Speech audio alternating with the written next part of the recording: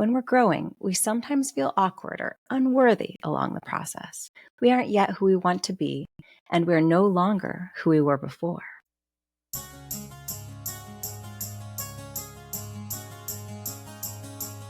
Hello, everyone. I'm your host, Dr. Shafer, on Talks with Dr. Shafer.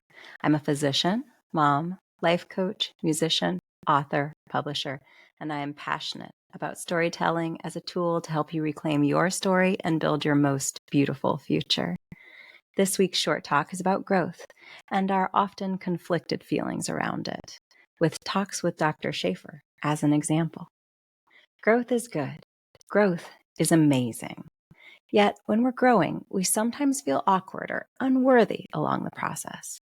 We aren't yet who we want to be, and we're no longer who we were before. If you listen to or watch episodes of Talks with Dr. Shafer earlier on, I hope you can hear the growth in every episode here as well. Quite literally, I think most episodes will see the plants beside me have grown or magically multiplied. Our equipment and processes evolve to give our listeners the best experience, and with every interview and every deep dive into an important topic, I learn lessons that I carry forward into future episodes. Now, I could see this growth from a variety of perspectives.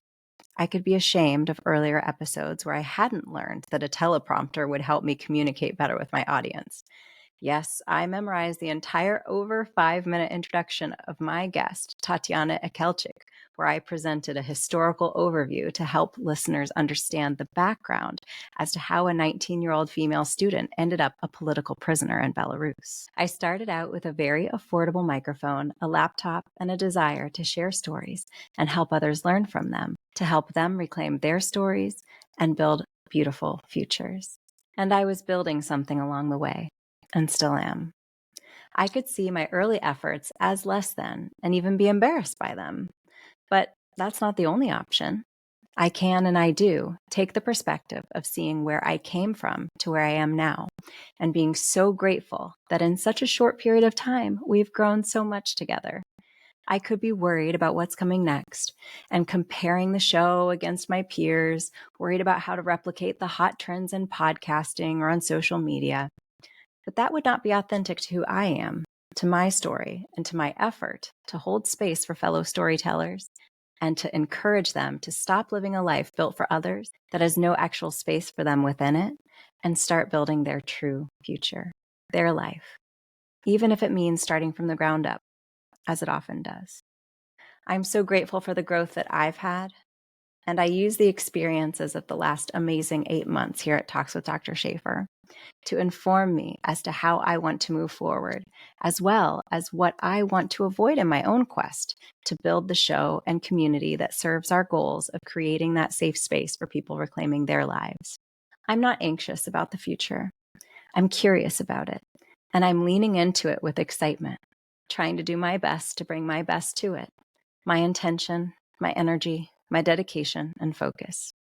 Because I've learned from this show and the community that it has created that leaning into one's future in an authentic and unapologetic fashion is the only way to really show up as you in this world.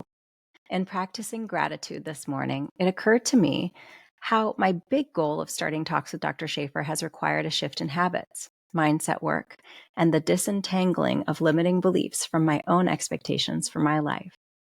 Growth has required being present in the moment, constantly learning, listening, responding with purpose, and moving forward with clarity. I've started a podcast, written a book, started writing a second, published my daughter's third book, and started her podcast. We also have worked on supporting her philanthropic efforts to raise awareness and money for wildlife and shelter animals up for adoption. I've started a community that I'm eager to grow and foster, where there's a safe space for victims of domestic violence to go for a community and access to storytelling through music, literature, podcasts, and articles that can get someone through a challenging moment and sometimes even save a life. I've met incredible people who have inspired me, and I've been humbled to receive messages and thank yous for the work that I've done and for how it has affected others. That acknowledgement means so much. And it helps on the days when there's too much to do and it can feel like perhaps no one is hearing your story. You're not growing fast enough. You're not doing enough. but someone always is learning and taking from what you do.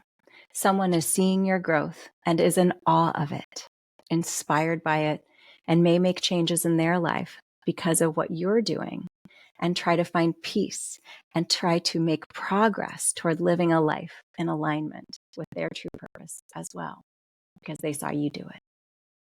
Growth is difficult, sometimes messy, and takes a lot of energy, focus, and determination. But growth is so, so good. And I'm so happy to get to grow with you, storytellers. I appreciate every story shared, every thank you, every suggestion of who we should have on the show, because listeners really need to hear their story too. Thank you for giving me a living reminder of how we can approach our own growth with grace. Grace for who we once were, grace for who we are today, and grace for who we will be on our journey towards meeting our goals.